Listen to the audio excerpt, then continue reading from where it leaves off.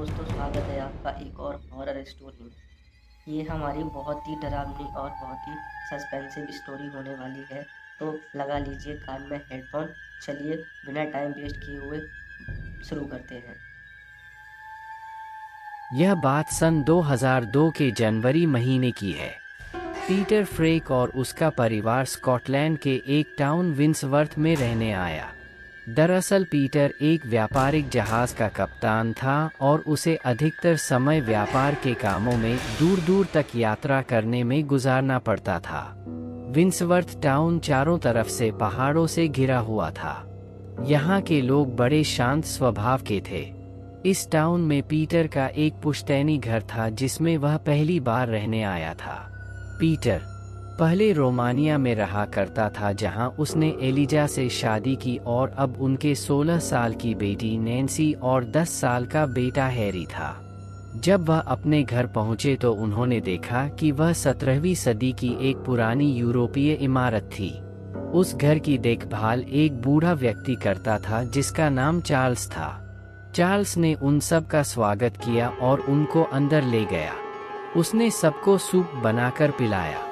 वह विंसवर्थ की खूबसूरती के बारे में बता रहा था, तभी अचानक एलिजा बोल उठी, वैसे चार्ल्स, यह घर पहले किसका था? पहले तो यह घर किसी मारिया नाम की औरत का था, चार्ल्स ने कहा। तो अब उसका परिवार कहाँ रहता है? एलिजा बोली। वह अकेली रहती थी मैम, चार्ल्स ने कहा। तभी खिड़की के पास खड़ा पीटर बोला, हाँ, मारिया के मरने के बाद यह घर एसफॉक नामक कंपनी के पास आ गया और मेरे दादाजी ने यह घर उस कंपनी की एक नीलामी में खरीदा। दादाजी ने यह घर चार्ल्स के पिता को रखरखाव के लिए दिया और पिताजी ने मुझे। चार्ल्स बीच में बोल पड़ा। मारिया ने शादी क्यों नहीं की? एलिजा ने पूछा। उसकी सगाई हो चुकी थी लेकिन, चार्ल्स ने कहा। लेकिन क्या? सगाई के अगले दिन उसके मंगेतर हेनरी का सिर कटा धड़ जंगल में मिला। और मारिया, उसकी भी कुछ दिनों बाद मौत हो गई। कैसे? एलिजा सवाल पर सवाल पूछती जा रही थी। तभी चार्ल्स का चेहरा पीला पड़ गया। वह बोला, मैम, कुछ सवाल ऐसे होते हैं जो ना ही पूछे जाएं तो ही अच्छा है। हैरी और नैन्सी चार्ल्स और एलिजा की बातें सुनकर सहम उठे। उन दोनों की सहमी हुई सी शक्ल देखकर पीटर ने बात घुमाई, तो चार्ल्स, यह बताओ कि यहाँ कोई अच्छा स्कूल है? हाँ, स्कूल तो है, लेकिन बदकिस्मती से हमारा घर टाउन के किनारे पर है और स्कूल टाउन के अंदर। लेकिन रहना तो पड़ेगा, पीटर ने कहा। आप लोग अपने अपने रूम में जाकर फ्रेश हो जाएं, इसके बाद मैं आपको घर के बाहर का इलाका दिखाऊंगा, चार्ल्स बोला। सब लोग अपने अपने रूम में चले गए। कमरे में जाने के बाद पीटर ने कहा, चार्ल्स ने तो कमरे की अच्छी सफाई की है। हाँ, यह तो है। 60 की उम्र में भी वह बहुत फुर्तीला है, एलिजा बोली। पीटर अलमारी में कपड़े रखने लगा और एलिजा अपनी किताबें रखने लगी। दरअसल एलिजा को किताबें पढ़ने का बड़ा शौक था और उसे स्पेनिश, फ्रेंच और स्कॉटिश भाषाएं भी आती थी। किताबें रखते रखते एलिजा ने पीटर से कहा, पीटर, पता नहीं क्यों यह जगह मुझे थोड़ी अजीब लगी। चार्ल्स उनकी नज़रों से समझ गया और बोला, मुझे भी समझ में नहीं आता कि और फूलों के पौधे यहाँ क्यों मुरझा जाते हैं, सिवाय गुलाब को छोड़कर। यहाँ तक कि थीसल भी नहीं उठता यहाँ। पीटर ने कहा, हो सकता है यहाँ की मिट्टी गुलाब के लिए अच्छी हो। तो आप हमें बाहरी जगह दिखाने वाले थे ना चार्ल्स? एलिजा बोली। ओह, मैं तो भूल ही गया था। चलिए मैं आपको दिखाता हूँ, चार्ल्स ने कहा। पीटर के घर का मुख्य दरवाज़ा पूर्व की तरफ था और वहाँ से लगभग 300 मीटर दूर एक पक्की सड़क थी जो टाउन में जाती थी। चार्ल्स उन सब को घर का पीछे वाला हिस्सा दिखाने ले गया। घर के पीछे एक घना जंगल था। तभी हैरी ने कहा, वह क्या है? सब ने उस तरफ देखा तो उन्हें एक पुरानी इमारत दिखाई पड़ी जो चर्च जैसी लग रही थी। चार्ल्स ने कहा, ओह, वह तो एक पुराना चर्च है। एलिजा बोली, तो चलिए चर्च की तरफ चलते हैं। तभी अचानक चार्ल्स बोला, नहीं फिर कभी चलेंगे। लेकिन सब लोगों के कहने पर चार्ल्स चर्च की तरफ चलने को राजी हुआ। चर्च के पास पहुंचकर उन्होंने देखा कि वहां 18वीं सदी की 3 पुरानी कब्रें हैं। उनमें एक कब्र पर सर ब्रिक लेज, दूसरे कब्र पर मैडम हेलेना लेज और तीसरी कब्र जो उन 2 कब्रों से कुछ दूरी पर थी, उस पर मारिया 1670-1702 लिखा हुआ था। वे सब आगे बढ़े और चर्च के अंदर गए। चर्च अच्छी हालत में नहीं था, फिर भी एक अजीब सी शांति वहां फैली हुई थी। 11 यह चर्च कितना पुराना है? एलिजा ने पूछा। लगभग 400 से 450 साल पुराना मैम, इस शहर का सबसे पुराना चर्च है यह, लेकिन लापरवाही और बदहाली के कारण आज इसकी यह हालत है। नैन्सी ने पिघली हुई मोमबत्तियां देखकर पूछा, यहाँ के पादरी कौन हैं? लॉरेंस वर्डी, जो आपके घर के पीछे वाले जंगल में रहते हैं। एलिजा ने चर्च की खिड़की के पास जाकर उसे हाथ से साफ किया और मुस्कुराती हुई बाहर देखने लगी। तभी अचानक उसकी मुस्कान गायब हो गई। एलिजा ने देखा कि कुछ दूर पेड़ के पास एक बूढ़ी औरत खड़ी है और उसकी तरफ देख रही है। उस औरत ने काले रंग के अजीब से कपड़े पहन रखे थे और उसके चेहरे पर एक भयानक सी मुस्कान थी। एलिजा तुरंत खिड़की से हट गई और दूसरी तरफ देखने लगी। बाद में सब लोग वापस घर आ गए और चार्ल्स ने कहा कि वह डिनर बनाएगा तो सभी फ्रेश होकर नीचे आ जाएं। सभी फ्रेश होकर नीचे आ गए और उन्होंने डिनर स्टार्ट किया। खाना खाते वक्त एलिजा ने ध्यान दिया कि नैन्सी बार बार घर के बाहरी दरवाजे की तरफ देख रही है। 1 एलिजा ने पूछा, तुम्हारा ध्यान कहाँ है नैन्सी? बाहर क्या देख रही हो तुम? कुछ नहीं मॉम, बोलकर नैन्सी खाना खाने लग गई। अगले दिन पीटर को उसकी कंपनी से कॉल आया कि उसे काम पर वापस लौटना होगा। इसके बाद पीटर ने अपना सामान पैक किया और पूरे परिवार को अलविदा बोलकर काम के लिए रवाना हो गया। पीटर के जाने के बाद एलिजा ने घर का जायजा लिया। घर का स्ट्रक्चर 18वीं सदी की बाकी यूरोपीय इमारतों जैसा ही था। घर में 10 कमरे थे और एक बड़ा सा हॉल था। लेकिन एलिजा को एक बात बड़ी अजीब लगी कि इस घर के हॉल के गेट और हर कमरे के गेट पर एक क्रॉस लगा हुआ था। एलिजा ने चार्ल्स से इसके बारे में पूछा तो चार्ल्स बोला, घर में नेगेटिव एनर्जी ना फैले इसके लिए यह क्रॉसेस लगाए गए हैं। लेकिन चार्ल्स के इस तर्क से एलिजा संतुष्ट नहीं हुई। एलिजा ने उस कमरे का भी जायजा लिया जिसमें मारिया रहा करती थी। कमरे में मारिया की एक बड़ी सी पेंटिंग लगी हुई थी। उसने काले रंग की ड्रेस पहन रखी थी। एलिजा ने पास जाकर उस पेंटिंग को छुआ, तभी एक जोर से चिल्लाने की आवाज़ सुनकर वह कहाँ गई। वह चिल्लाने की आवाज़ नैन्सी की थी। वह जल्दी से नैन्सी के कमरे की तरफ भागी। उसने देखा कि नैन्सी अपने बेड पर बैठी रो रही है और हैरी सामने खड़ा हंस रहा है। एलिजा समझ गई कि हैरी ने ही कोई शरारत की है। अब तुमने क्या किया हैरी? एलिजा बोली, मैंने सिर्फ यह डरावनी गुड़िया चुपके से नैन्सी पर फेंकी थी मॉम, जब वह किताब पढ़ रही थी। हैरी ने मुस्कुराते हुए कहा। अभी के अभी माफ़ी मांगो हैरी, एलिजा बोली। हैरी सॉरी बोलकर और वह गुड़िया लेकर वहां से चला गया। एलिजा नीचे हॉल में आई तो उसने देखा चार्ल्स घर की कुछ पुरानी चीज़ों की साफ सफाई कर रहा है। एलिजा ने देखा कि उन चीज़ों में एक बड़ा सा चाकू था, एक चांदी का प्याला जिस पर कुछ मंत्र लिखे हुए थे, एक चांदी की बिना सिर की बत्तख और कुछ छोटे छोटे बच्चों के खिलौने थे। इतने बड़े चाकू और ऐसी चीज़ों का घर में क्या काम चार्ल्स? यह तो मुझे भी नहीं पता मैम, पर यह सारी चीज़ें सालों से यहाँ है तो मैं भी इनको हमेशा साफ करके यहीं रख देता हूँ। एलिजा हॉल से बाहर आ गई।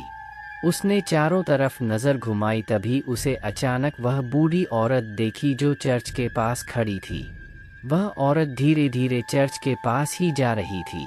एलिजा पहले तो उस औरत को देखकर सहम गई, लेकिन बाद में हिम्मत करके वह उस औरत का पीछा करने लगी। लेकिन जब तक एलिजा चर्च के पास पहुंची तब तक वो औरत गायब हो चुकी थी। एलिजा ने चर्च के चारों तरफ देखा लेकिन उसे कोई नहीं दिखा। बाद में वह चर्च के अंदर गई और एक लकड़ी की बेंच पर जाकर बैठ गई। तभी अचानक उसके कंधे पर किसी ने हाथ रखा। वह तुरंत डरकर पीछे मुड़ी। एलिजा ने तुरंत पीछे मुड़कर देखा तो आप एलिजा फ्रेक हैं जो उस घर में रहने आई हैं। उसके पीछे खड़े व्यक्ति ने कहा, हाँ, पर आप कौन? एलिजा बोली, मैं इस चर्च का पादरी लॉरेंस वर्डी हूँ। वह आदमी एक अधेड़ उम्र का दुबला पतला सा व्यक्ति था। मैंने आपको इस चर्च की तरफ भागते हुए देखा, इसलिए मैं भी आ गया। मैं यहाँ पर एक अजीब सी बूढ़ी औरत का पीछा कर रही थी, लेकिन यहाँ आसपास तो कोई बूढ़ी औरत नहीं रहती। लेकिन मैंने उस औरत को अपनी आंखों से देखा है मिस्टर वर्डी। हो सकता है आपने कुछ और देखा हो। हो सकता है, एलिजा बोली। तो मिस्टर वर्डी, क्या आप मुझे मारिया और उसके परिवार के बारे में कुछ बता सकते हैं? एलिजा का यह सवाल सुनकर उस व्यक्ति के चेहरे पर छाई हुई शांति डर में बदल गई। वो बोला, क्या आप मेरे साथ मेरे घर चल सकती हैं? वहाँ आपको आपके सवाल का जवाब मिल जाएगा। ठीक है, चलिए। एलिजा और वर्डी दोनों जंगल की तरफ चल पड़े। वैसे मिस्टर वर्डी, आप इतने घने जंगल में क्यों रहते हैं? एलिजा बोली, मैं पेशे से एक लेखक हूँ। तो मुझे अपनी कहानियाँ और कविता लिखने के लिए शांत वातावरण की ज़रूरत थी, इसलिए मैं यहाँ रहने लगा। वो दोनों वर्डी के घर पहुँचे। वर्डी के घर पहुंचकर एलिजा ने देखा कि उनके घर में भी जगह जगह पर क्रॉसेस लगे हैं। एलिजा वहां सोफे पर बैठ गए। कुछ देर बाद मिस्टर वर्डी एक पुरानी सी किताब लेकर आए और उसे एलिजा को देकर कहा, यह किताब मेरे दादाजी ने मारिया और उसके परिवार के बारे में लिखी थी। वह किताब स्कॉटिश भाषा में लिखी हुई थी और एलिजा को स्कॉटिश आती थी। वह उस किताब को लेकर और मिस्टर वर्डी को शुक्रिया बोलकर घर की तरफ चल दी। जंगल में चलते चलते उसने देखा कि उसकी बेटी नैन्सी जंगल में किसी के साथ बातें कर रही है। वह हैरान हो गई और उसने नैन्सी को आवाज़ दी, नैन्सी, क्या वह तुम हो? एलिजा वहां सोफे पर बैठ गई। कुछ देर बाद मिस्टर वर्डी एक पुरानी सी किताब लेकर आए और उसे एलिजा को देकर कहा, यह किताब मेरे दादाजी ने मारिया और उसके परिवार के बारे में लिखी थी। वह किताब स्कॉटिश भाषा में लिखी हुई थी और एलिजा को स्कॉटिश आती थी। वह उस किताब को लेकर और मिस्टर वर्डी को शुक्रिया बोलकर घर की तरफ चल दी। जंगल में चलते चलते उसने देखा कि उसकी बेटी नैन्सी जंगल में किसी के साथ बातें कर रही है। वह हैरान हो गई और उसने नैन्सी को आवाज़ दी, नैन्सी, क्या वह तुम हो? वह बूढ़ी औरत एक पेड़ के पास खड़ी थी और अपनी भयानक मुस्कान के साथ एलिजा की तरफ देख रही थी। एलिजा ने नैन्सी को जल्दी जल्दी घर की तरफ चलने को कहा। घर जाकर एलिजा ने एक शावर लिया और फिर उस किताब को पढ़ने बैठ गई। वह इस किताब को खोलकर पढ़ना शुरू करने की वाली थी कि चार्ल्स ने सबको लंच के लिए नीचे बुला लिया। एलिजा और हैरी लंच के लिए नीचे डाइनिंग टेबल पर आ गए। नैन्सी कहाँ है हैरी? एलिजा ने पूछा। वो अपने रूम में नहीं है मॉम, हैरी बोला। मैंने शायद कुछ देर पहले उसे बाहर देखा था, चार्ल्स डाइनिंग टेबल पर खाना रखते हुए बोला। एलिजा जल्दी से बाहर गई और उसने देखा कि नैन्सी फूलों की क्यारी के पास खड़ी थी। नैन्सी, क्या कर रही हो तुम यहाँ? हम कब से लंच के लिए तुम्हारा इंतजार कर रहे हैं, एलिजा ने ऊंची आवाज में कहा। नैन्सी में कोई जवाब नहीं दिया। वह फूलों की क्यारी की तरफ मुंह करके खड़ी थी। एलिजा नैन्सी के पास गई। नैन्सी के हाथ में एक गुलाब था। तभी वो अचानक से बोल पड़ी, कितने खूबसूरत होते हैं ना ये गुलाब, कितनी मुलायम पंखुड़ियाँ होती हैं इनकी, कितना सुंदर रंग होता है इनका, कितनी अच्छी खुशबू होती है इनकी, जैसे सूंघते ही जाओ हमेशा हमेशा हमेशा। एलिजा को नैन्सी का वो बर्ताव बड़ा ही अजीब लगा। उसने गुस्से में नैन्सी बाह पकड़कर उसका मुंह अपनी तरफ किया और बोली, नैन्सी, यह क्या पागलों जैसी बातें कर रही हो तुम? नैन्सी जैसे अचानक होश में आई।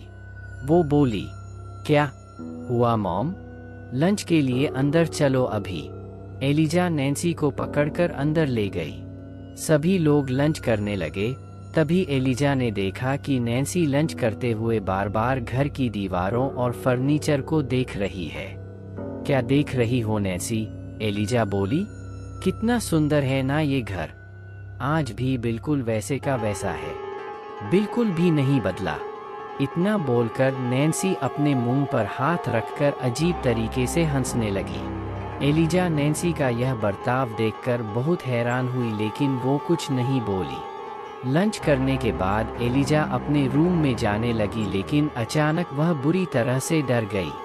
एलिजा ने देखा कि नैन्सी के कमरे की गेट पर लगा हुआ क्रॉस उल्टा हो चुका है। एलिजा डर गई। वह अपने कमरे में गई और अपने बेड पर जाकर बैठ गई। उसे कुछ समझ नहीं आ रहा था कि यह सब क्या हो रहा है। नैन्सी का व्यवहार भी कुछ अजीब हो गया था, और वह बूढ़ी औरत वो कौन है?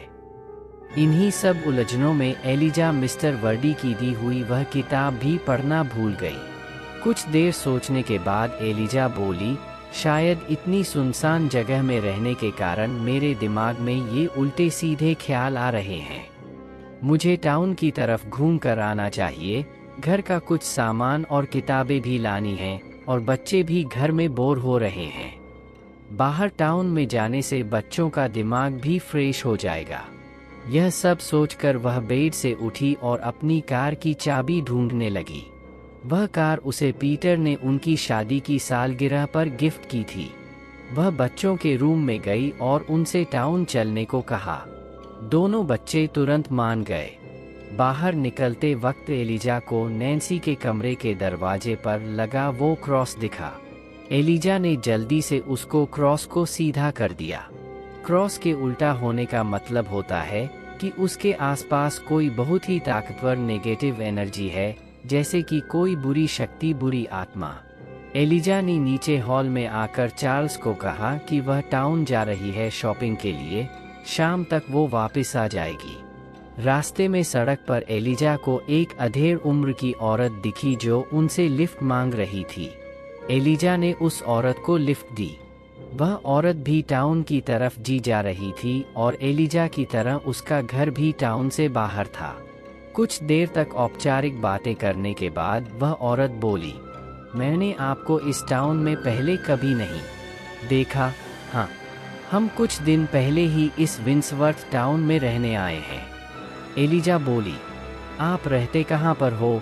वो औरत बोली, यहाँ से थोड़ी दूर एक पुराने चर्च के पास। ओह, उस घर के मालिक कभी इस टाउन के सबसे अमीर इंसान थे, लेकिन क्या? उन्हें टाउन से बाहर निकाल दिया गया। लेकिन क्यों? वह औरत इसका जवाब देने ही वाली थी कि वह औरत बताने ही वाली थी कि उसने कुछ सोचा और बात पलटकर बोली, तो आप टाउन में किस काम से जा रहे हैं?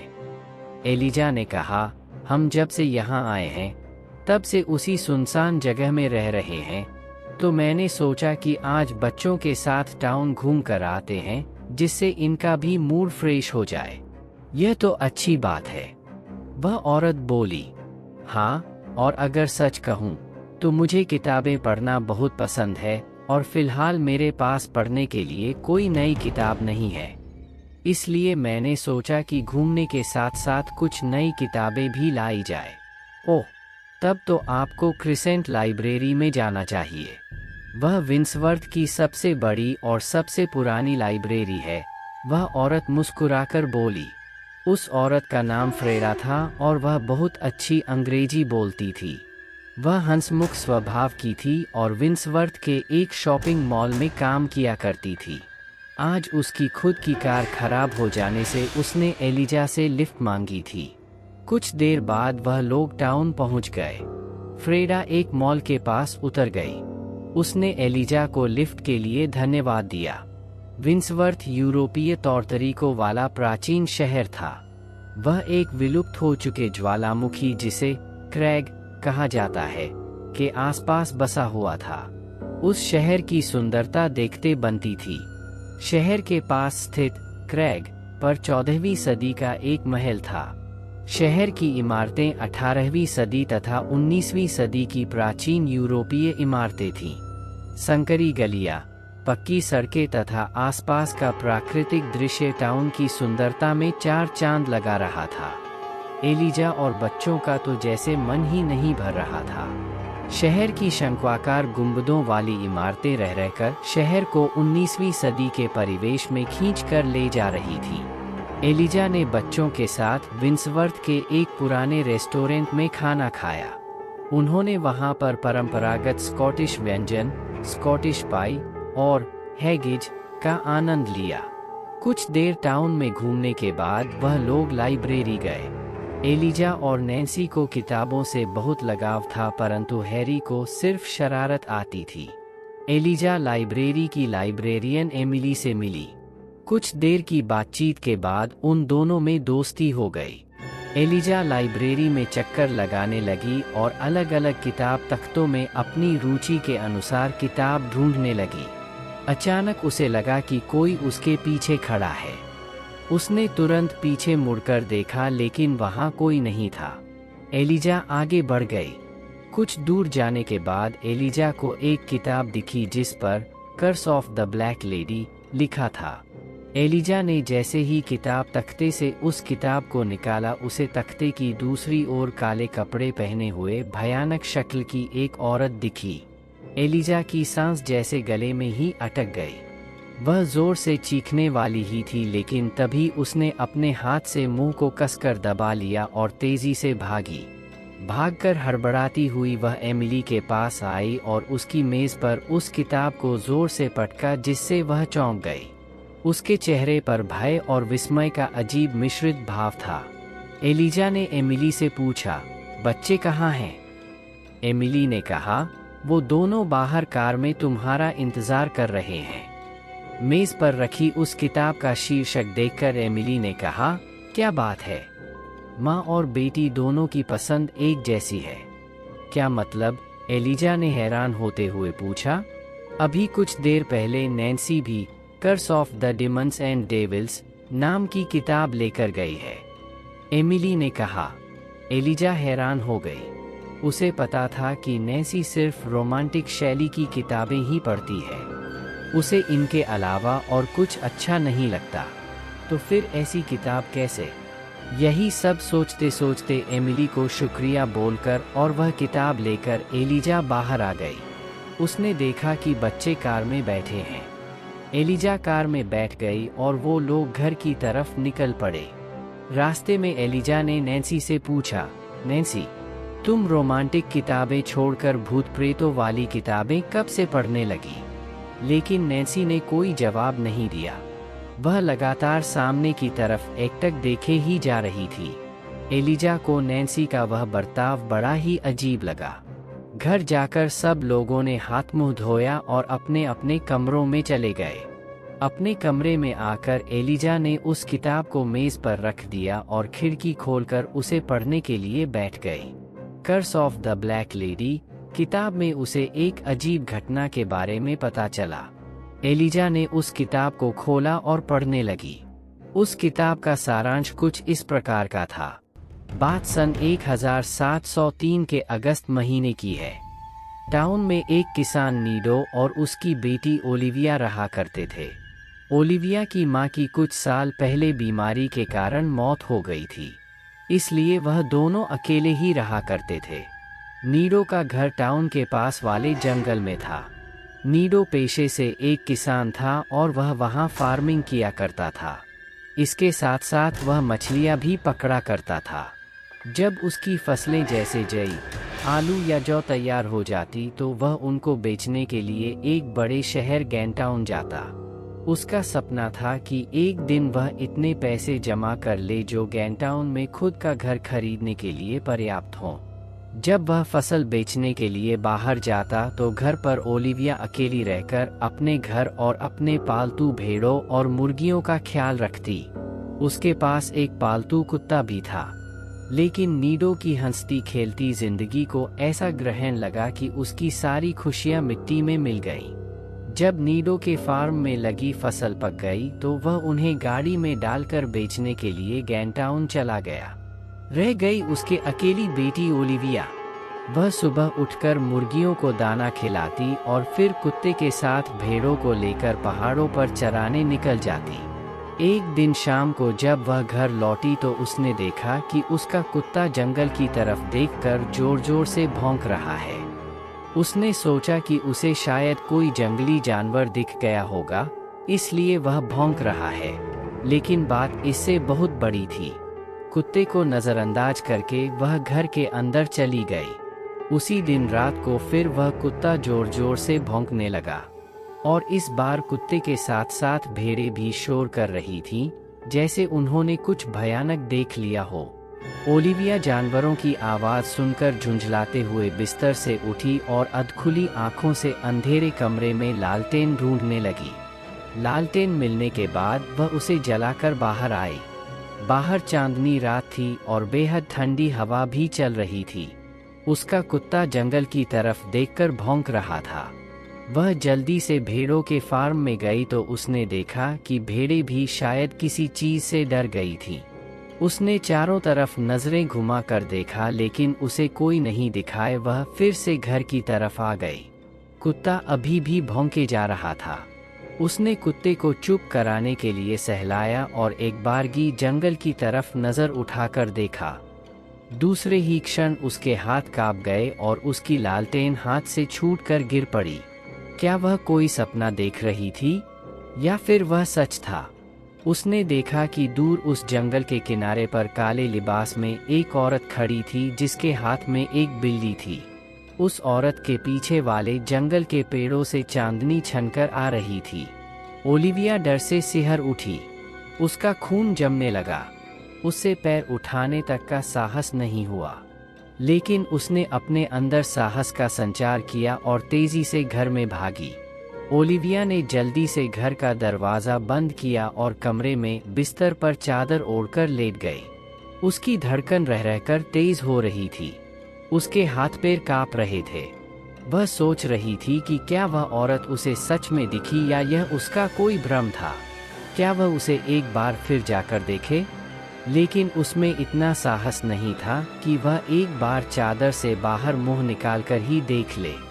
सुबह हुई। ओलिविया रात को सो नहीं पाई थी, जिससे उसकी पलकें भारी हो रही थीं। किसी तरह उठकर उसने मुर्गियों को दाना और भेड़ों को चारा डाला।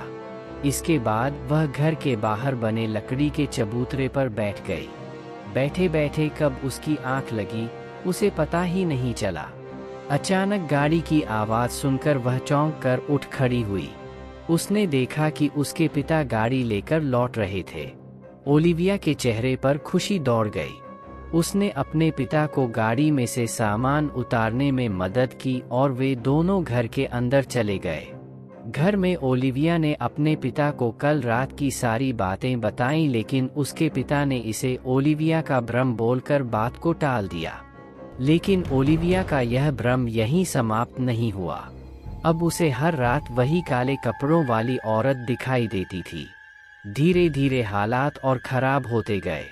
ओलिविया की मानसिक हालत खराब होने लगी। वह अपने आप से ही न जाने क्या क्या शैतान, शरीर, आत्मा जैसा कुछ बड़बड़ाती रहती। एक दिन ओलिविया भेड़ चराने के लिए घर से निकली लेकिन वापस नहीं लौटी। उसका पिता नीडो उसे ढूंढने के लिए गया, लेकिन उसे सिर्फ भेड़ें चरती मिली। आसपास के लोगों से पूछने पर किसी ने उसे बताया कि ओलिविया को अंतिम बार उस जंगल में देखा गया था। नीडो ने उस जंगल में जाकर अपनी बेटी को बहुत ढूंढा, लेकिन वह उसे कहीं नहीं मिली। धीरे धीरे ओलिविया के गायब होने की यह बात पूरे टाउन में फैल गई। लोगों ने इसे ब्लैक लेडी का श्राप या curse of the black lady बोलना शुरू कर दिया।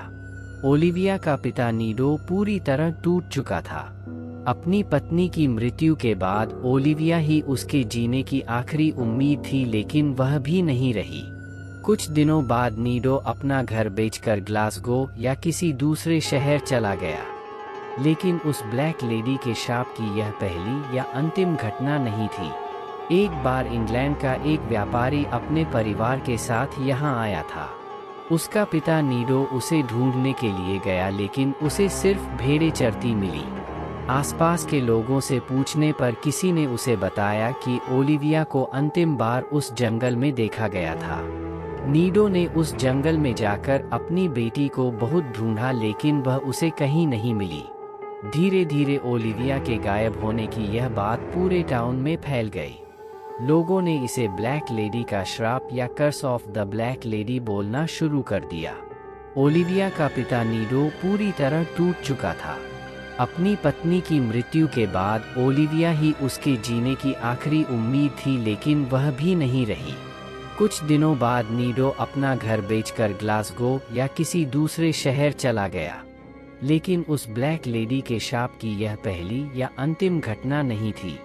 एक बार इंग्लैंड का एक व्यापारी अपने परिवार के साथ यहाँ आया था। जब एलिजा कमरे से बाहर निकली तो उसने देखा कि दरवाजे पर लगा क्रॉस फिर से उल्टा हो चुका है। डर को उसके मन में समाते देर न लगी। उसे लगने लगा कि हो न हो उसके परिवार पर कोई भयानक विपत्ति आने वाली है। उसने जल्दी से उसको सीधा किया और सीढ़ियों से उतरकर नीचे हॉल में आई। नीचे आकर उसने देखा कि नैन्सी कुछ पुरानी चीज़ों जैसे उस बड़े चाकू, चांदी के प्याले और खिलौनों को साफ कर रही थी। यह तुम क्या कर रही हो नैन्सी? चार्ल्स इनको हमेशा साफ रखता है। वह आलसी है मॉम, वह इनको अच्छे से साफ नहीं करता, नैन्सी ने रूखे स्वर में उत्तर दिया। एलिजा के सिर की नसें पहले से ही फटी जा रही थीं। उसे गुस्सा आ गया। वह ऊंचे स्वर में बोली, चार्ल्स की वजह से यह घर इतना साफ है। अगर वह ना होता तो यह घर अब तक भुतहा बन गया होता। तभी एलिजा ने देखा कि चार्ल्स किचन से बाहर आ गया है। वह उन दोनों की बातें सुन रहा था। एलिजा ने चार्ल्स के पास जाकर कहा, उसकी तरफ से मैं माफ़ी मांगती हूँ चार्ल्स, पता नहीं वह ऐसा क्यों कर रही है। कोई बात नहीं मैम, मैं समझ सकता हूँ। मेरा सर बहुत दर्द कर रहा है। क्या तुम मेरे लिए एक कप कॉफ़ी बना दोगे? जी मैम, भी लाता हूँ। तुम्हारा शुक्रिया चार्ल्स। चार्ल्स कॉफ़ी बनाने के लिए चला गया। एलिजा ने सोचा कि तब तक बाहर कुछ देर ताज़ी हवा में घूमा जाए। वह घर के बाहर आ गई। थोड़ी देर घूमने के बाद वह वापस घर की तरफ जाने लगी। आते समय उसके कानों में किसी दूसरे के कदमों की आहट सुनाई दी। उसने चारों तरफ देखा लेकिन उसे कोई नहीं दिखा। वह कुछ दूर चली लेकिन उसे फिर लगा कि उसके पीछे कोई है। कुछ दूर और आगे बढ़ने पर उसने अचानक पीछे मुड़कर देखा। पीछे देखते एलिजा के दिल ने मानो अपनी जगह छोड़ दी। उससे लगभग 1 मीटर की दूरी पर ही एक लड़की खड़ी थी। वह लगभग 16-17 साल की खूबसूरत लड़की थी। उसने स्कॉटलैंड के ग्रामीण इलाकों में पहनी जाने वाली पुराने जमाने की पोशाक पहन रखी थी। एलिजा अपने कांपते हुए होठों से कुछ पूछती इससे पहले ही चार्ल्स ने उसे पुकारा, मैम, आपकी कॉफ़ी तैयार है। एलिजा ने चार्ल्स की तरफ देखा और फिर तुरंत पीछे मुड़कर देखा, लेकिन तब तक वह लड़की वहां से गायब हो चुकी थी। एलिजा जल्दी जल्दी घर में आई और डाइनिंग टेबल पर बैठ गई। यह सब क्या हो रहा था उसे कुछ समझ नहीं आया। पहले जंगल वाली वह औरत, अब यह लड़की। क्या ऐसी सुनसान जगह में रहने के कारण उसका मस्तिष्क यह सब भ्रम उत्पन्न कर रहा था? चार्ल्स ने उसकी टेबल पर कॉफ़ी का कप लाकर रखा। एलिजा ने कांपते हाथों से वह कप उठाया। चार्ल्स को एलिजा कुछ असहज लगी। उसने पूछा, आप ठीक तो है ना मैम? हाँ, मैं ठीक हूँ, एलिजा ने कहा। रात हुई। सबने डिनर किया और अपने अपने कमरों में सोने चले गए। एलिजा को नींद नहीं आ रही थी। वह करवट बदलते हुए उन्हीं सब घटनाओं को याद कर रही थी। थोड़ी देर बाद उसे नींद आ गई। इसी तरह कई दिन बीत गए। बच्चे अब स्कूल जाने लगे थे। बच्चों को स्कूल भेजकर एलिजा किताबें पढ़ती या घर के कामों में चार्ल्स का हाथ बंटाती। एलिजा और फ्रेडा भी अच्छी दोस्त बन गई थी। फ्रेडा का घर उनके घर से थोड़ी दूरी पर था। वह अक्सर उसके घर आया जाया करती थी। कभी कभी एलिजा टाउन जाकर क्रिसेंट लाइब्रेरी से किताबें लाती। उसकी वहाँ एमिली से भी अच्छी दोस्ती हो गई थी।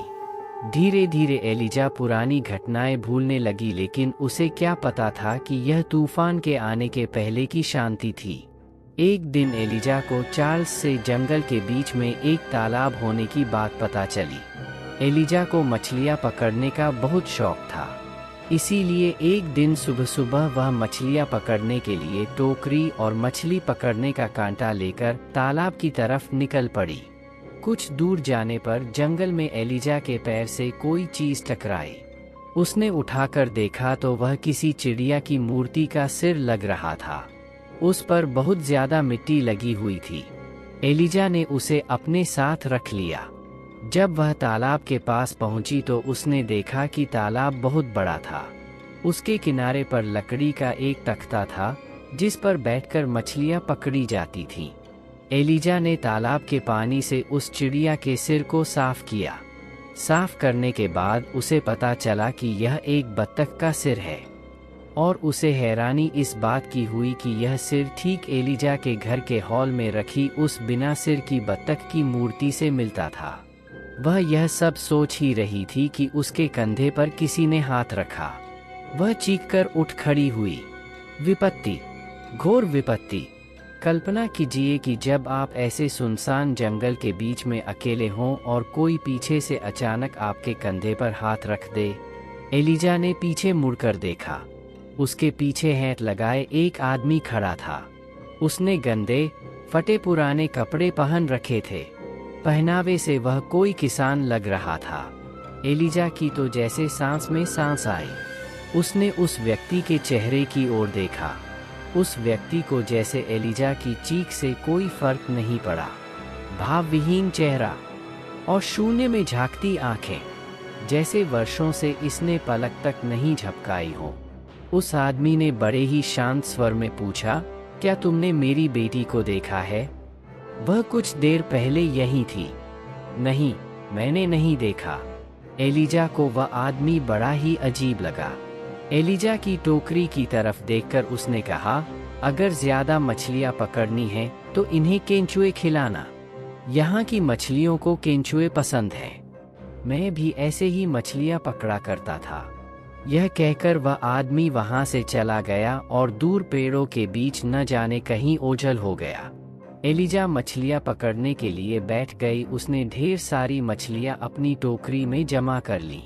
टोकरी उठाकर वह घर की तरफ बढ़ने लगी। रास्ते में जिस जगह उसे बत्तख का सिर मिला था, वहां उसे कुछ अजीब सा लगा। उसने चारों तरफ देखा लेकिन उसे कुछ नहीं दिखा।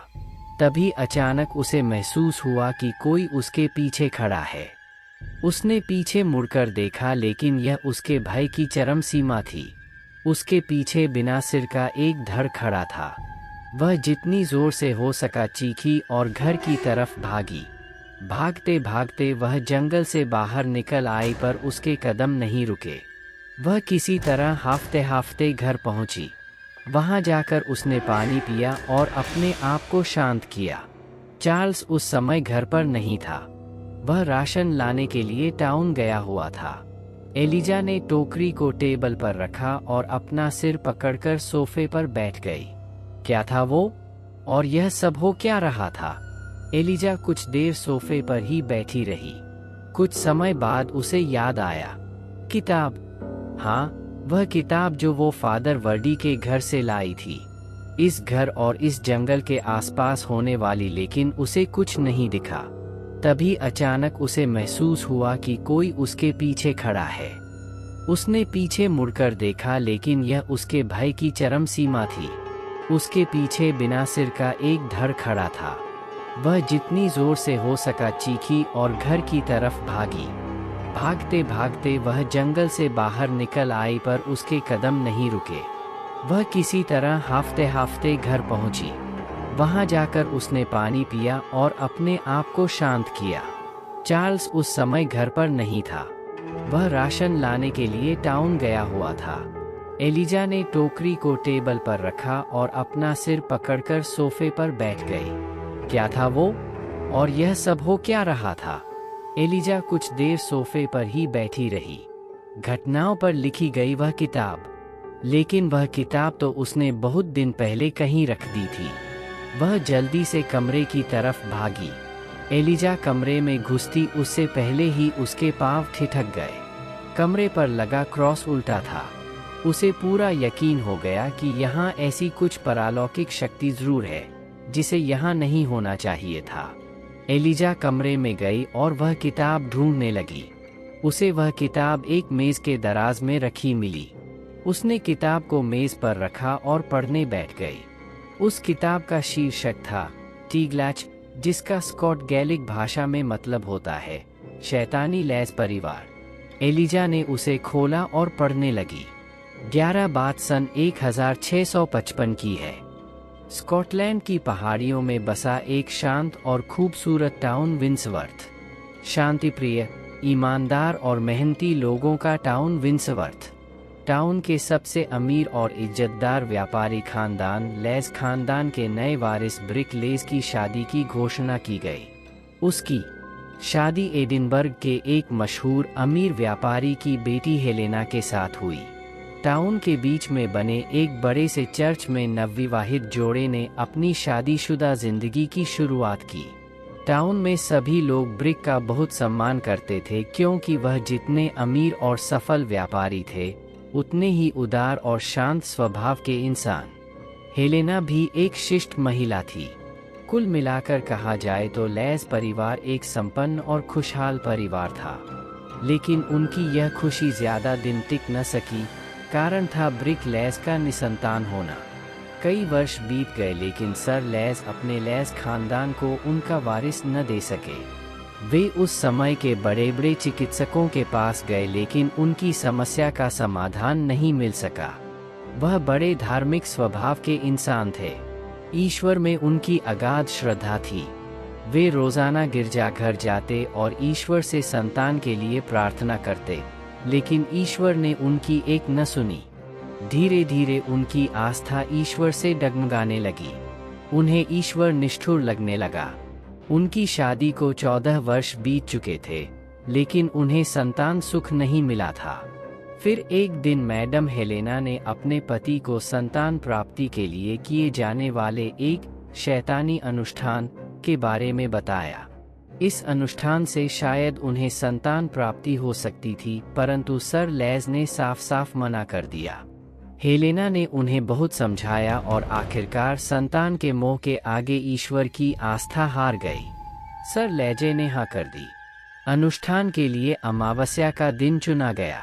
उन्हें अनुष्ठान के लिए काली बिल्ली और कुछ लाल गुलाब के फूल चाहिए थे। सर लेज और मैडम लेज ने काले कपड़े पहने और लालटेन लेकर टाउन के बाहर उस जंगल की तरफ निकल पड़े। उस रात तूफानी हवाएं चल रही थीं। उन्होंने अपने साथ एक काली बिल्ली और कुछ गुलाब ले रखे थे। रास्ते में चलते चलते सर ब्रिक लेज ने पूछा, हम कहाँ जा रहे हैं? उस इंसान के पास जो यह शैतानी अनुष्ठान करेगा। चलते चलते वे लोग जंगल में पहुंच गए। कुछ दूर जाकर उन्होंने देखा कि जंगल के बीच में पुराना सा डरावना घर था। मैडम हेलेना ने आगे बढ़कर उस घर का दरवाजा खटखटाया। घर के अंदर से काले कपड़े पहने एक औरत बाहर आई। उस औरत ने अपने चेहरे और सिर को ढक रखा था। वह औरत शैतान की गुलाम या सामान्य भाषा में कहा जाए तो चुड़ैल थी। वही यह शैतानी अनुष्ठान कराने वाली थी। उस औरत ने उन दोनों को बाहर रुकने को बोला और खुद घर के अंदर चली गई। कुछ देर के बाद वह बाहर आई। उसके हाथ में चांदी का प्याला और एक धारदार चाकू था। उस चांदी के प्याले पर कुछ चित्र बने हुए थे और मंत्र लिखे थे। उसने वह दोनों चीजें हेलेना को पकड़ाई और उन दोनों को अपने पीछे आने को कहा। जंगल में कुछ दूर जाकर एक साफ और खुली जगह में वह औरत रुक गई। शैतानी यंत्र नाम की एक विशेष इस तरह की आकृति होती है जिसे शैतानी अनुष्ठानों में बनाया जाता है। उस चुड़ैल ने वहां पर एक शैतानी यंत्र बनाया। उस चुड़ैल ने वहां पर एक शैतानी यंत्र बनाया। उस यंत्र के बीचों बीच उसने अपने देवता शैतान का एक टोटम रखा। टोटम लकड़ियों या तिनकों को धागे से बांधकर बनाया जाता है, जिसे शैतानी मंत्रों से अभिमंत्रित किया जाता है। इस टोटम के ऊपर चुड़ैलों के देवता, शैतान या किसी जानवर का सिर लगा होता है। इन दोनों को सामान्यतया शैतानी अनुष्ठानों में या किसी को श्राप देने के लिए काम में लिया जाता। उसने जोर जोर से मंत्रोच्चारण करते हुए उस टोटम के सामने वह चांदी का प्याला रखा। उसने एक हाथ से वह काली बिल्ली पकड़ी और यंत्र के बीचों बीच आकर धारदार चाकू से उस बिल्ली का सिर धड़ से अलग कर दिया। यह सब देखकर हेलेना डर गई। उसने एक चीख मारी और अपने हाथों से मुंह को ढक लिया। ब्रिकलेज ने जैसे तैसे उसको संभाला। उस चुड़ैल ने चांदी के प्याले में बिल्ली के शरीर से टपकता हुआ खून जमा कर लिया। उसके बाद चुड़ैल वह चांदी का प्याला लेकर हेलेना के पास आई और उसे अपना हाथ आगे बढ़ाने को कहा। हेलेना ने जैसे ही अपना हाथ आगे किया, चुड़ैल ने उसके हाथ पर चाकू से एक चीरा लगा दिया। हेलेना दर्द से चिल्लाई, लेकिन चुड़ैल ने उसके हाथ को पकड़कर उससे रिसते हुए खून को एक प्याले में जमा कर लिया। इसके बाद सर लेस का खून भी उस प्याले में डाला गया। उस चुड़ैल ने दोनों का खून उस प्याले में डाला और उसे टोटम के सामने ले जाकर रख दिया। इसके बाद उसने गुलाब के फूल से कुछ पंखुड़ियाँ तोड़ी और उस खून के प्याले में डाल दी। वह लगातार जोर जोर से मंत्र बोले ही जा रही थी।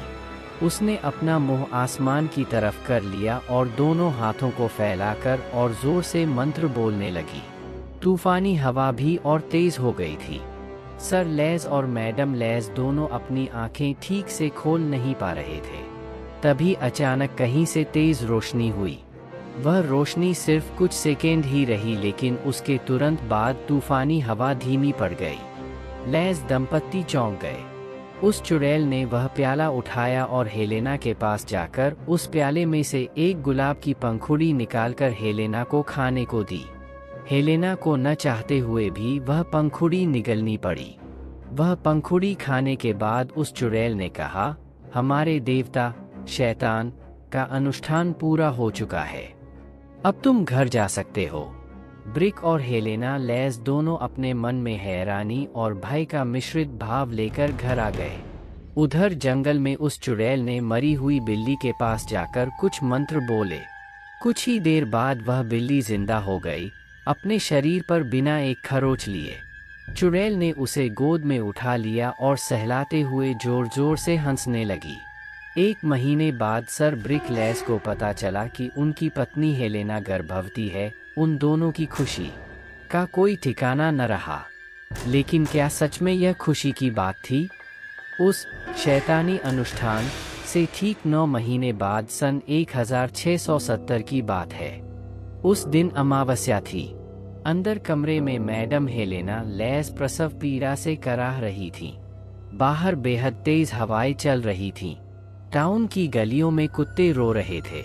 इन सब से टाउन के लोग बहुत डर गए। उन्हें यह सब कोई अपशकुन या किसी बड़ी मुसीबत का अंदेशा लगा। कुछ समय बाद किलकारी गूंज उठी। सर लेस को पता चला कि उनके घर बेटी ने जन्म लिया है। लेस दंपत्ति की खुशी का ठिकाना नहीं रहा। आखिरकार उन्हें भी माता पिता बनने का सुख मिल ही गया। वह बच्ची बेहद ही खूबसूरत थी, जैसे उसे धैर्यपूर्वक तराशा गया हो। गोरा रंग, गोलमटोल चेहरा, बड़ी बड़ी भूरी आंखें। पूरे टाउन में उसकी खूबसूरती की चर्चा होने लगी। लेस खानदान में जश्न का माहौल था। उस बच्ची का नाम मारिया रखा गया, जिसका शाब्दिक अर्थ होता है संतान कामना। धीरे धीरे समय बीतता गया। मारिया बड़ी होती गई। बड़े होने के साथ साथ मारिया का स्वभाव भी अजीब होता गया। मारिया अब 20 साल की हो चुकी थी, लेकिन वह अपनी आयु की अन्य सामान्य युवतियों की तरह नहीं थी। वह अक्सर अपने कमरे में खिड़की के पास घंटों तक बैठी रहती और टाउन के बाहर वाले जंगल की तरफ देखती रहती। वह ज्यादातर समय काले कपड़े ही पहने रहती और उसे लाल गुलाब के फूल बेहद ही पसंद थे। एक दिन कुछ अजीब हुआ। उस दिन मारिया का 21वां जन्मदिन था। ब्रिकलेज ने अपनी बेटी के 21 वर्ष के होने की खुशी में जश्न रखा। उस रात जश्न मनाया गया। मारिया भी बहुत खुश थी। अचानक उसे खिड़की के बाहर कोई धुंधली सी काली आकृति दिखी। वह उसे ठीक से देख नहीं पाई। उसे देखने के लिए वह घर से बाहर आ गई। बाहर आते ही उसने देखा कि काले कपड़े पहने एक औरत उसके सामने खड़ी थी। उसकी गोद में एक काली बिल्ली भी थी जिसे वह औरत सहला रही थी। उस बिल्ली की आंखें बड़ी ही चमकदार थीं। मारिया उस बिल्ली की तरफ देखे ही जा रही थी। अचानक वह औरत जंगल की तरफ मुड़ी और चलने लगी। मारिया भी बिना सोचे समझे उसका अनुसरण करने लगी। पता नहीं क्यों उधर घर में जश्न समाप्त हो चुका था। सारे मेहमान एक एक करके चले गए थे। तभी मैडम हेलेना ने ध्यान दिया कि मारिया वहां पर नहीं थी। उसने ब्रिक को यह बात बताई। ब्रिक ने कहा, शायद वह थक गई, इसलिए अपने कमरे में सोने चली गई होगी। चलो हम भी सोने चलते हैं। मारिया के माता पिता भी अपने कमरे में सोने चले गए। सुबह हुई। जब मारिया की माँ हेलेना ने देखा कि मारिया नाश्ते के लिए नहीं आई है, तो वह उसके कमरे में गई। उसने देखा कि मारिया अपने बिस्तर पर नहीं है। वह हैरान हो गई। उसने जल्दी से जाकर ब्रिक को यह बात बताई। ब्रिक ने अपने नौकरों से पूछा, लेकिन किसी ने भी मारिया को कल रात के जन्मदिन के जश्न के बाद में नहीं देखा था। वे दोनों परेशान हो गए। मारिया को सब जगह ढूंढा गया, लेकिन उसका कहीं पता न चला। तब किसी ने कहा कि उसने मारिया को कल रात किसी औरत के साथ जंगल में जाते हुए देखा था। ब्रिक और हेलेना दोनों डर गए। वे अपनी बेटी को ढूंढने के लिए जंगल की तरफ भागे। काफी देर तक खोज पटक करने के बाद मारिया उन्हें जंगल के बीच में बेहोश पड़ी मिली। हेलेना उस जगह को देखकर सहम गई। वे किसी तरह मारिया को घर लेकर आए। जब मारिया को होश आया तो उसने बताया कि कल रात उसने किसी काली सी परछाई को देखा। उसी दिन रात को ब्रिक चुपचाप लालटेन लेकर जंगल में उस चुड़ैल के पास गया। उसने चुड़ैल को पुकारा। चुड़ैल ने दरवाजा खोला और बेहद मीठे स्वर में बोली, ओह ब्रिक, आओ, तुम्हारा स्वागत है। बड़े दिनों बाद दिखे। ब्रिक ने बड़े रूखे स्वर में कहा, यह सब छोड़ो। क्या कल रात तुम मेरे घर आई थी? नहीं तो मैं तुम्हारे घर क्यों आऊंगी? चुड़ैल ने शातिराना अंदाज में कहा, क्योंकि तुमने उस दिन मुफ्त में तो वह शैतानी अनुष्ठान नहीं किया था। हो न हो इसके पीछे तुम्हारा भी कुछ लाभ था। ब्रिक ने ऊंचे स्वर में कहा। चुड़ैल बेहद ही शातिर थी। उसने कहा, ओह कम ऑन ब्रिक, उस दिन का अनुष्ठान महज एक सौदा था। यह तो हो ही नहीं सकता कि मैं तुम्हारा कोई काम करूं और कुछ ना लूं। मैंने तुम्हें यह बेटी दी, लेकिन मुझे भी तो बदले में कुछ चाहिए। क्या चाहिए तुम्हें? चुड़ैल ने मुस्कुराते हुए कहा, तुम्हारी बेटी का शरीर और उसकी आत्मा। ब्रिक को अब गुस्सा आ गया। उसने आगे बढ़कर चुड़ैल का गला पकड़ लिया। वह गुस्से में उस चुड़ैल का गला पकड़कर बोला, खबरदार, जो फिर कभी मेरी बेटी और मेरे परिवार की तरफ देखा भी। चुड़ैल जोर जोर से हंसने लगी। उसने तुरंत अपने गले को ब्रिक के हाथों से छुड़ाया और बोली, मारिया ने जरूर तुम्हारी पत्नी के गर्भ से जन्म लिया है, लेकिन वह शैतान का अंश है। आज नहीं तो कल उसे है पता चल ही जाएगा। और रही बात उसके शरीर और आत्मा की, तो वह उन्हें स्वयं ही हमारे देवता शैतान को समर्पित करेगी। ब्रिक डर गया, बुरी तरह डर गया। उसने कहा, तुम पहले से ही जानती थी कि यह सब होगा, है ना? चुड़ैल ने एक गहरी सांस ली और बोली, हाँ ब्रिक, जब तुम्हारी शादी हुई तभी से मैंने यह योजना बना ली थी। मैंने ही तुम्हें निसंतान रहने का श्राप दिया था, ताकि एक दिन तुम्हारा भरोसा ईश्वर पर से डगमगाए और तुम मेरे पास आओ। और यही हुआ, तुम मेरे पास आए। मैंने तुम्हें माता पिता बनने का सुख दिया, लेकिन यह नहीं बताया कि तुम्हारी संतान शैतानी होगी। तुम्हारी बेटी मारिया ही आगे चलकर शैतान को इस धरती पर लाने का कार्य करेगी। ब्रिक घर आ गया, लेकिन वह दुखी और डरा हुआ था। अगले दिन सुबह ब्रिक चर्च गया। उस समय चर्च के पादरी मेरे दादाजी थे। ब्रिक ने जाकर उनको सब सच बताया और अपने पापों के लिए ईश्वर से क्षमा मांगी। चर्च के पादरी बोले, तुम्हें यह नहीं करना चाहिए था, बेटा। तुमने संतान मोह में अंधे होकर ये नहीं सोचा कि आगे ये कितना खतरनाक होगा। खैर, जो हुआ सो हुआ। ईश्वर पर आस्था रखो। मैं तुम्हारी मदद करूंगा, लेकिन यह बात किसी को मत बताना, हेलेना को भी नहीं। जी फादर। ब्रिक वापस घर आ गया, लेकिन अगले ही दिन वह बीमार पड़ गया। बीमारी भी अगले ही दिन वह बीमार पड़ गया। बीमारी भी ऐसी कि छोड़ने का नाम ही नहीं ले रही थी। उसी दिन से लैस खानदान के बुरे दिन शुरू हो गए। सर ब्रिक लैस का स्वास्थ्य दिनों दिन बिगड़ता गया। उनका व्यापार घाटे में जाने लगा। लेकिन इन सब से मारिया को कोई फर्क नहीं पड़ा। वह टाउन की सबसे खूबसूरत लड़कियों में से एक थी, लेकिन उसकी खूबसूरती के पीछे उसका शैतानी चेहरा भी था। वह अब रोजाना रात को उस चुड़ैल के घर जाती और तंत्र मंत्र सीखती। धीरे धीरे टाउन के सभी लोगों को पता चल गया कि मारिया एक शैतानी युवती है। उन्होंने उसके पिता के कारण उसे कुछ नहीं बोला, लेकिन हालात बद से बदतर होते गए। टाउन में लोगों की फसलें खराब होने लगी। उनके पालतू जानवर एक रहस्यमय बीमारी से मरने लगे। सब लोगों ने मारिया पर ही शुभा किया। आखिरकार लोगों के सब्र का बांध टूट गया और उन्होंने साफ साफ लैस परिवार को कह दिया कि वे टाउन। तो दोस्तों, कैसी लगी आज की आपको हॉरर स्टोरी? बहुत ही डरावनी और बहुत ही भयानक। ऐसी और स्टोरी सुनने के लिए हमारे चैनल को सब्सक्राइब करें। Thank you for watching. Please subscribe my YouTube channel hunting horror.